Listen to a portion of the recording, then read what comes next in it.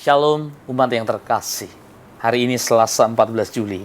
Injil yang akan kita renungkan Matius 11 ayat 20 sampai ayat 24. Yesus hari ini bilang, celakalah.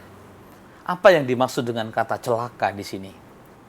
Ketika Yesus mengatakan kepada kota Korazim, celakalah engkau Korazim, Betsaida, karena jika di Tirus dan Sidon terjadi mukjizat yang telah saya lakukan di tengah-tengahmu, pasti sudah lama mereka bertobat dan berkabung. Yesus mengatakan celakalah. Celaka yang dimaksud di sini lebih bermakna belas kasihan yang bercampur kesedihan, tetapi juga bercampur dengan kemarahan dan kejengkelan. Ini bukanlah aksen dari seseorang yang kehormatannya disinggung dan perasaannya dilukai. Ini adalah aksen kesedihan. Aksen dari seseorang yang menawarkan kepada manusia hal yang paling berharga di dalam dunia, tapi kemudian disepelekan. Kecaman Yesus terhadap dosa adalah suatu kemarahan yang suci, yang datang bukan dari hati yang terluka, tetapi dari hati yang hancur. Ia sedih, ia tetapi sekaligus marah. Apakah Korazim, Betsaida, dan Kapernaum memiliki dosa yang lebih buruk daripada Tirus dan Sidon atau Sodom dan Gomora? Para saudara, dalam kehidupan kita tidak dapat mempersalahkan seseorang yang tidak pernah mendapatkan kesempatan untuk mengetahui yang lebih baik. Tetapi bila seseorang sudah dapat mendapat kesempatan mengetahui yang benar, lalu ia melakukan kesalahan, barulah ia dapat dipersalahkan. Kita pasti tidak menghukum orang yang kurang terdidik atas kelakuannya, seperti kita menghukum orang yang telah terdidik. Dosa dari Korazim dan Betsaida adalah dosa karena ketidakpedulian. Mereka tidak menghukum Yesus. Mereka tidak menolak Yesus.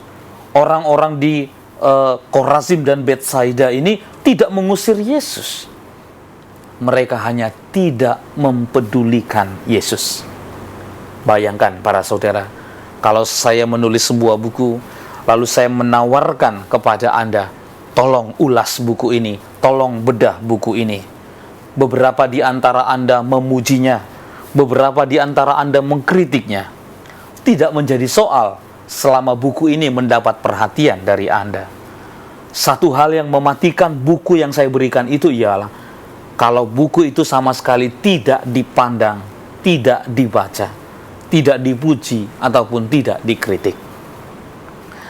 Ada seseorang yang melukis gambar Yesus dengan tangan terbuka di sebuah jembatan di London yang ramai dilalui orang.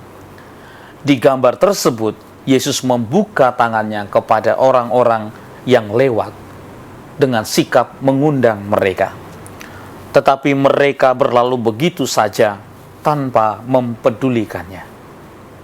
Modernitas sudah menjangkau banyak negeri. Semuanya dari kita sudah masuk dalam alam modernitas. Salah satu ciri modernitas terhadap agama ialah ini. Dalam modernitas, tidak ada rasa kebencian kepada kekristenan. Tidak ada keinginan untuk menghancurkan kekristenan. Yang ada adalah sikap tidak peduli yang hampa.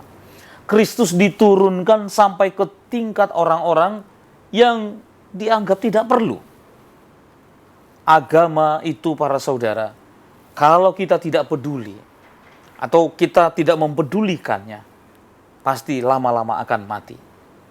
Sikap tidak peduli itu sangat buruk, karena sikap tidak peduli itu membunuh. Sikap seperti ini tidak membakar suatu agama sampai mati, tidak memenggal kepalanya, tapi membekukannya pelan-pelan sampai mati. Pelan-pelan membuatnya tidak bernafas sampai akhirnya mati. Para saudara, suatu kebenaran agung ialah bahwa tidak melakukan apa-apa juga adalah dosa. Ada dosa karena sikap. Ada dosa karena tindakan, ada dosa karena perbuatan, tetapi ada juga dosa karena tidak bertindak dan tidak berbuat apa-apa. Banyak orang yang membela diri dengan berkata, tetapi saya tidak berbuat apa-apa. Sesungguhnya pembelaan itu merupakan hukumannya. Sikap tidak peduli adalah sikap yang membunuh dan sikap yang amat sangat buruk. Mari kita menjauhinya. Tuhan memberkati.